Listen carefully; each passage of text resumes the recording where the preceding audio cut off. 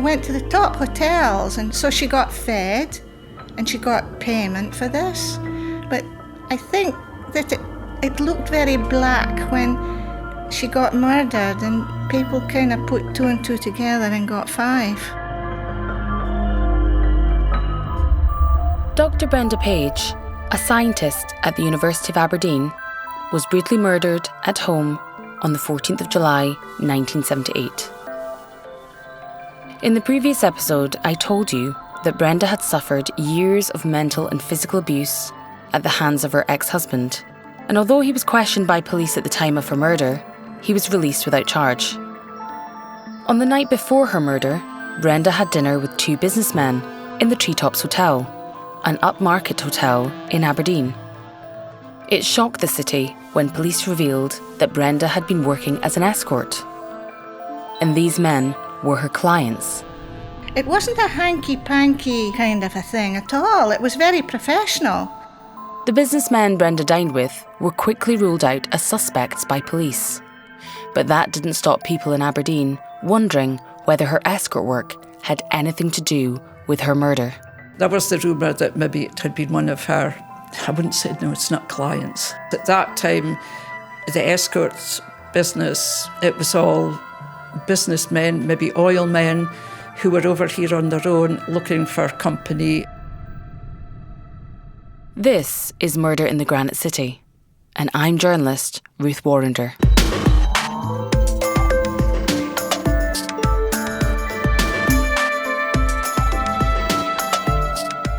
Since 2018, I've been talking to Brenda's family, friends and work colleagues to find out more about her life, to try and find out why this brilliant academic was murdered. Her friend and colleague Dr Jessie Watt told me her savings had gone into the marital home where her husband still lived, and she was struggling financially, finding it difficult to pay the mortgage on the flat she'd just moved into. In this episode, I'll look at Brenda's escort work in more detail. You'll find out more about this side of her life from someone I didn't expect to hear from. The man who ran the escort agency that employed Brenda. It was only to escort gentlemen who didn't know where they were and wanted to go out and have a meal with a friendly person who could show them around the city. Barney Crockett, former Lord Provost of Aberdeen, told me it was a very macho city in the 70s. Women were even barred from some of the pubs. So how did people there react when they found out that a university academic had been working as an escort? Escorting of the kind that was happening there was a brand new thing.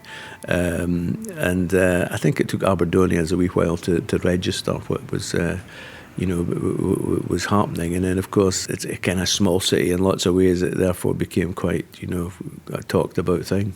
What was escorting back then, as far as you were concerned, your knowledge of it? Well, probably we had a very sketchy idea and maybe people had some lurid thoughts about it. And that was reflected in some newspapers at the time.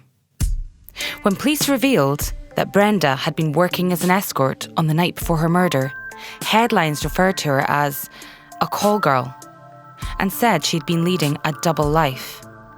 Here's journalist Graham Smith. I think that's one of the things about her murder. It was a huge loss to academia and to science because she never was a call girl. To the best of my knowledge, she was a lonely woman, estranged from her husband, who took the opportunity to go out and have some companionship with presumably intelligent people who could chat to her for an evening without having to become involved in a relationship and get paid for it. So it's quite must be very, very upsetting for her family to read how it's been distorted over the years. I've heard that some of Brenda's colleagues refused to talk to the press because of the way she was portrayed. But her friends and family wanted to set the record straight. I asked her school friend Diane if she was aware of Brenda's so-called double life. I wouldn't really call it double life, but yes, I did know because when I was there in Aberdeen, she did go out one night and she said that she always made sure that she met them in Aberdeen, so they had no idea where she lived. So, yeah, and I mean, it was the fact that she needed extra cash. And it was certainly above board. There was nothing sinister in it. It was just a social thing for a meal. How did she, behave before she went out? How, was she describing it as, oh, I've got to go and work, really sorry to leave you? Or did she seem happy enough going? No, she sort of apologised and said that she'd got to go. And she said, I won't be late. And I don't think she was that late, So it was just a dinner. I mean, it wasn't anything more. It was almost as if it was a sort of business that she was just doing it for the sake of the money. Why did she need the extra money? I honestly don't know. Unless she was still giving Kit money. But I don't know. It's just a thought. Was Diane implying that Brenda had been supporting her husband, even though she was no longer in the marital home? I can't be certain about that. Whatever the reason Brenda needed the extra cash, she didn't use her own name for her escort work. I mentioned this to Rita, her older sister. She used a different name, didn't she? No idea. Brenda Adam. Oh, well, that's understandable. It's a family name, isn't it? Adam. His mother's name. Her maiden name? Mm. No, I was just saying that because Diane, when we went round, she said she was awfully careful at, never letting anyone that she socialised with know where she lived, or, she would always turn up to the event by herself just to ensure that she was safe. And that he didn't find out where she was, that was the thing. But he did. Rita's talking about Brenda's ex-husband, Dr Christopher Harrison, who she knew as Kit. Rita's son Chris was cutting the grass for his mum when I was there. When he finished, he came in and joined us. No, she told us. Yeah? Laughed about it. Been to some lovely dinners. In fact, I painted a picture for one of the oil men that came over. And I think he came down here, didn't he, once? So I don't remember it. I think she brought him down to show him Suffolk. Oh, really? Yeah. I don't remember that. No, and in the end, I think he invited her over there to stay with his family. I mean, she said that it was, he was a nice guy and just fed up with going out for a meal at night on his own.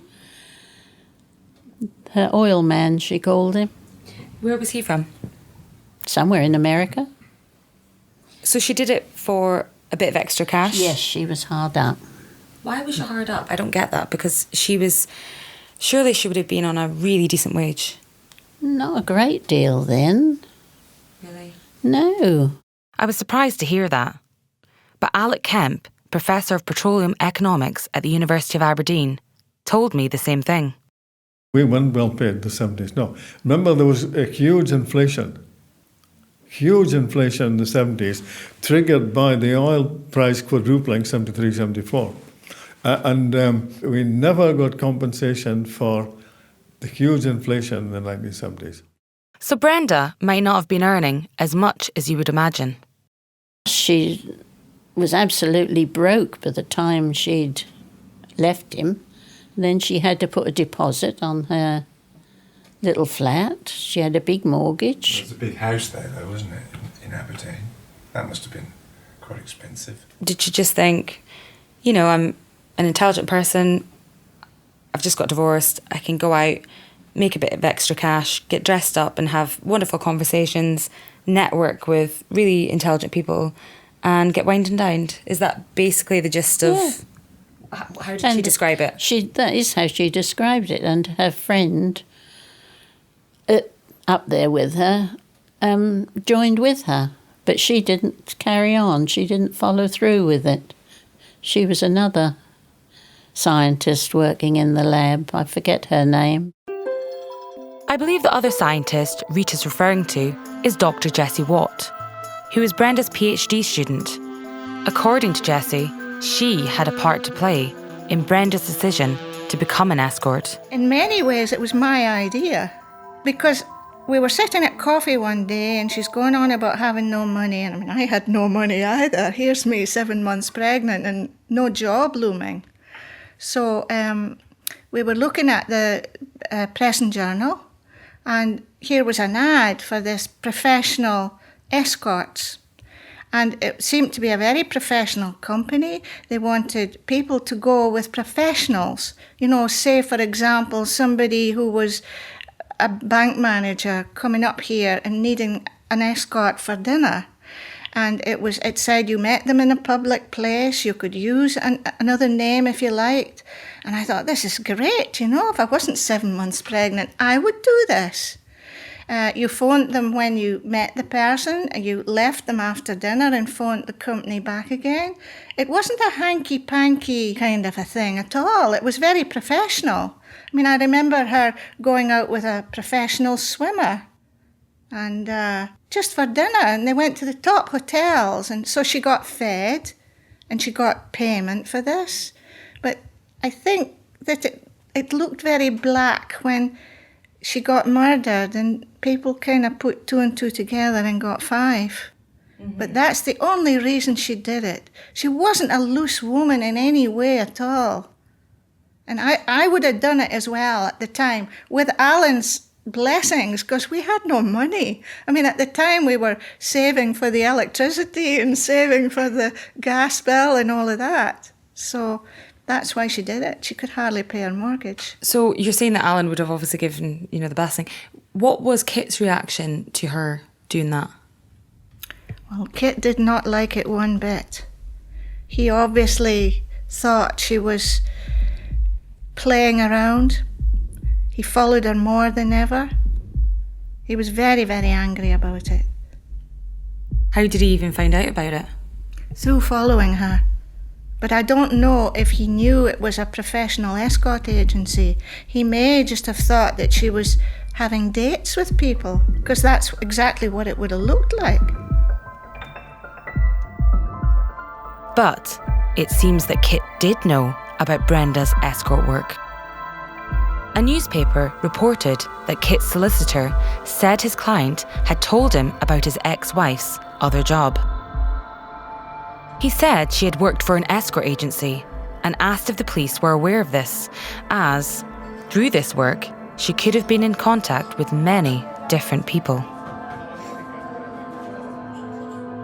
I asked journalist Graham Smith what he had found out about Brenda's escort work during his investigation. In those days, escort agencies were very different to what they are today. I think there were only 2 in Scotland. I think, from memory, they were based in Edinburgh and Glasgow, but operated in Aberdeen. And by phoning them and asking about Brenda Page, I discovered that one of them, she had worked for one of the agencies, and the guy declined to say anything. Well, I managed to track down the owner of the agency Brenda worked for, Capital Escorts. I recorded the interview you're about to hear 4 years ago, when Mr. Austin was 92 years old. My name is William, and my father's name was Austin. So you're William Austin? Altogether, yes. And I believe that you were running the agency that Brenda actually joined when she was up in Aberdeen to escort. That's correct. So you had moved up here and set up the business here? Yes, I came up here and did several things which weren't very successful, but I had become a guide to people around Edinburgh, and I thought there was a need for people to have some guidance. And one of my businesses employed some girls to model clothes, and when that collapsed, I decided I could find something for them to do. So that's how we started Edinburgh Escorts. And so do you remember the year in which you started the business? Do I remember the year? Well, I can't remember now exactly what year it was, but it would have been in the 1970s. Mr. Austin told me that although he started the escort agency in Edinburgh, he branched out to Glasgow and then further north to Aberdeen. I asked him why he set up a business in the Granite City. Well, only because there had been a business in Aberdeen which collapsed. I didn't know a lot about it, but I thought that was the time of the oil boom, and I thought this was the time to have an escort agency with outreach in Aberdeen. So it seems that he took advantage of the influx of oil workers. But he said his business didn't get off to a good start. Yes, I did have one girl in Aberdeen, and she wasn't very good because I sent her lots of customers and she never sent the payment. So when Brenda approached me, I was quite glad because I think I only sent her out once, but she returned the payment to me immediately in the post. So I thought this is going to be a good agent for me. I asked Mr. Austin how much he paid the woman who worked for him. I used to charge the customers £20, £10 for the escort and £10 for me. Taking inflation into account, £20 back in 1978 would be worth around £115 in 2023. So let's say Brenda would have been left with around £58 after Mr. Austin had taken his cut. I asked him what the work involved. Well, the work entailed going out with a customer, having a meal, and it entailed keeping him company until midnight. It would always be at night in the evening, and it would never be kind of day dates or anything like that. Didn't quite understand the question, but it was only to escort gentlemen who didn't know where they were and wanted to go out and have a meal with a friendly person who could show them around the city. So it was always men on business? I suppose you might say it was always men on business, because local men wouldn't need the service. I asked Mr. Austin if he interviewed the women who worked for him in advance. Yes, I used to interview everyone and tell them what to do and what not to do, and it all went quite successfully. What advice would you give them? Well, you don't really need to ask me that. You can ask the Glasgow Courier, I think it was, who sent 2 girls over here to be interviewed as escorts. And I interviewed them for about an hour. And when they went back home, they took all sorts of notes and recorded it and wrote it all up so that everyone knew exactly what escorts had to do. So I don't need to say more than that. You know, obviously that was a long time ago, and I don't know if I can dig out that newspaper. But if you remember, what did you tell them? Well, as it took about an hour of interview, I can't really tell you what I told them. But they were told that their duties only concerned taking the people out and showing them around the city, and by midnight they were supposed to go home. As far as your business is concerned, it was just a friendly meal, friendly conversation and chat, and by 12 o'clock, obviously you can't control people, but you were advising them to go home, not to do anything sexual, and that was what your business was about. That's exactly what the business was about. So when did you first come to contact with Brenda? I think Brenda must have contacted me. So I employed her for one night, having told her everything over the telephone. And then the next time I thought, well, I better go up and see her. So I went up and took her out to dinner, and we had a long conversation. What kind of conversation did you have that night? Brenda, I thought, was a very high-class girl, and I was very pleased to find somebody of her upbringing and knowledge in Aberdeen. And I thought, this is going to be very good. And she was very nice. She spoke very good English, I seem to remember. And she looked okay. And she didn't appear to have any particular problems at the time.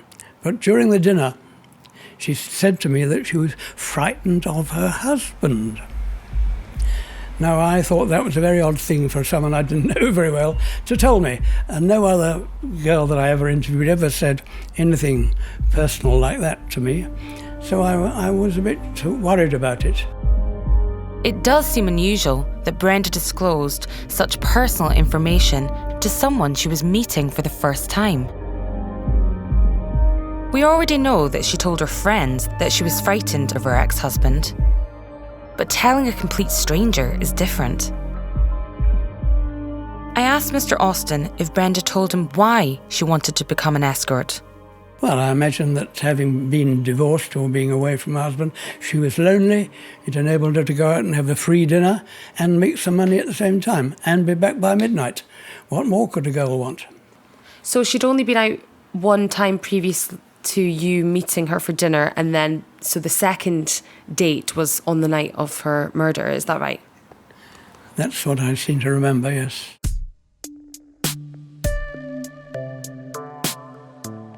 Now, this is where it gets confusing. Mr. Austin told me Brenda had been on one date through his agency before he met her in Aberdeen. But Brenda's sister Rita told me she'd been on dates with an American oil man. And Jessie said she'd been on other dates, including one with a professional swimmer. But Mr. Austin was adamant that Brenda had only been on one previous date. However, I found a newspaper report that claims Brenda had been on the books of capital escorts for longer. It includes a quote from Mr. Austin's wife. They've since divorced. She said, "Brenda was with us for 2 years and she was very sensible. She was a very pleasant girl, very steady. She was not the sort of girl who would be foiled in any way." So perhaps Brenda had been working as an escort for longer than Jessie was aware. I asked Mr. Austin what he could remember about the men Brenda dined with in the Treetops Hotel just hours before she was murdered. Well, the police investigated them and found them to be completely okay. It was rather a peculiar arrangement because these men rang me up and said they were coming to the city and could they have an escort? And I said, well, it's a bit unusual because normally they come to see me and I take the money and send them off. But on this occasion, they rang me up from their motor car. Now, in the 1970s, that was a bit of a novelty. And I thought anyone who has a wireless telephone system in their motor car must be quite well off and well-to-do. So I gave them some credit for that. So I arranged for them to meet Brenda at the hotel. And they went and met her there. And was that, like kind of a random occurrence? 2 men with like one escort, usually you'd... Well, I thought that was a bit strange, but they seemed to be nice and they seemed to be okay and they appeared to be rich. So I thought, well, I'm sure they'll manage all right. Because throughout our investigation, we did actually hear that perhaps another lady was supposed to be meeting up with the group as well, but didn't turn up. Do you recall any of that? I didn't have any other lady of any substance in Aberdeen who would do that. What do you remember about the men? So they were from England, is that right? As far as I know, they were in a motor car on the way, and I don't know exactly where they had come from. But they phoned me up. They must have seen my advert or noticed me somewhere. And what kind of protection was in place for girls like Brenda? Well, the girls were told, as you said, not to give their private address, not to give their telephone number, because I was the one in charge of the telephone system. And if somebody wanted to take out an escort, they had to come through me. So that was a de rigueur, but of course, I never knew if they ever gave their name to anybody and went out privately. What can you do? Did they ever have to give you a call at the end of the night just to check in with you? No, but I did expect next day to receive an envelope with the money in it. So the next day, you were probably expecting Brenda because she was obviously quite well-to-do and trustworthy. You were expecting an envelope to arrive in the post or some sort of correspondence. What happened? I got a phone call from the police to say that Brenda had been murdered. And I have a suspicion they suspected me because I'd been out there to see her, But so their questioning was what you might call rather to the point and slightly unfriendly. But nevertheless, I was able to speak through that.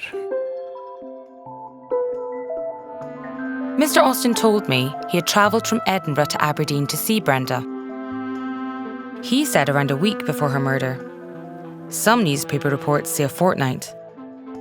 What we do know for certain is that police were interested in the movements of a dark green mini estate car around the time of Brenda's murder, and someone who had gone from Aberdeen to Edinburgh by train.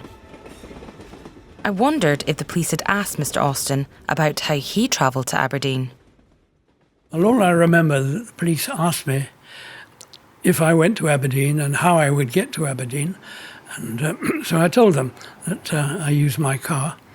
What car did you have? No, it was some clapped-out second-hand car. I can't remember what it was. I wasn't a train passenger in those days. I asked Mr. Austin how he reacted when he heard Brenda had been murdered. I was very shocked, and obviously I closed the escort agency after that. It would appear to be putting the girls at some risk, although I couldn't make out that the risk was due to anything that she had done as an escort. But, according to a local paper, he was back in business just 2 weeks later and, quote, ready to cope with a burst of demand. Did you ever hear from the clients again that went up to Aberdeen? No, I imagine they were frightened off escort agencies after that.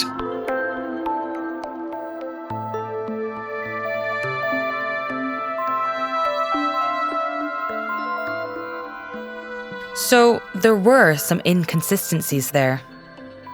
But perhaps this is due to the passage of time.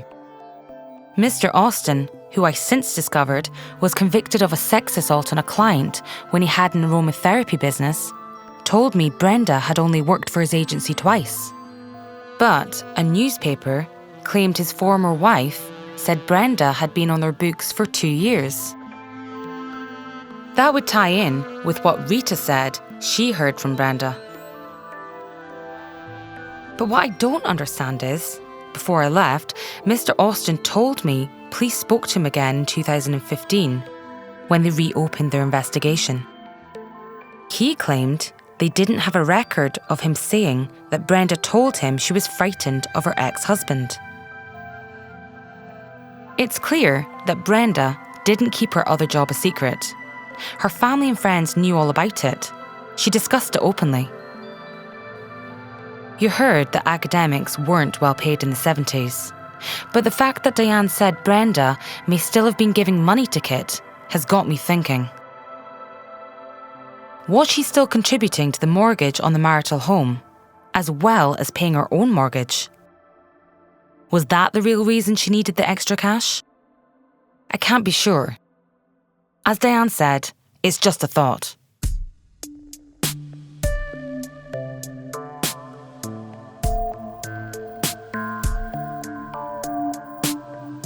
As I was driving out of Edinburgh, it reminded me of a news story I'd covered there in March 2019. The death of serial killer Angus Sinclair. He murdered teenagers Kristen Eady and Helen Scott, who were last seen leaving the World's End pub in Edinburgh in 1977, a year before Brenda was murdered. But he wasn't found guilty of the murders until 2014. 36 years later. He had already been convicted of killing 4 other women, and police suspected he had killed at least 4 more. So, when I got back to the office, I looked up a photo of Sinclair from the early 80s. And he looked similar to the photofit issued by police of the man seen leaving Brenda's flat. The only difference was, Sinclair didn't have a moustache, but he had the same dark eyes and dark hair. I searched online for reports of other unsolved murders of women in Scotland from around the same time, and found that no one had been convicted of the murder of 2 women in the city of Dundee, around 65 miles south of Aberdeen.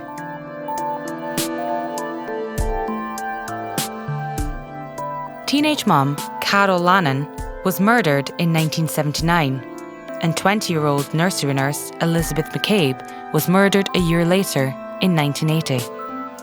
Their bodies were found in Templeton Woods in the city. But one newspaper report says some of Carol Lannan's clothing was found in Aberdeenshire. The photofit issued of the man wanted for questioning in connection with the murders also bears more than a passing resemblance to the photofit of the man seen leaving Brenda's block of flats. But how reliable were photofits at the time?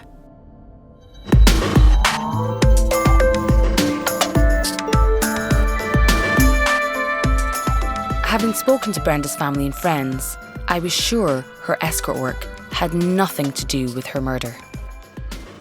By all accounts, she was a sensible, intelligent woman who wouldn't have taken any risks. Her sister Rita and work colleague Jessie told me how dedicated she was to her research in genetics at the University of Aberdeen. But could Brenda's research itself have put her life at risk? I do know that we have had some very strange casualties also in Norway with regard to people who have involved themselves in the deep sea divers. Join me next time to find out. If you've been affected by anything you've heard in this episode, call the National Domestic Abuse Helpline on 0808 2000 247. You can also find information on where to go for help on the Women's Aid website at womensaid.org.uk. Murder in the Granite City is presented by me, Ruth Warrander, and produced by Jill Davis. Sound design is by Sean Kerwin, and the music is composed and performed by David Hearn. It's a news broadcasting production for the Scottish Sun.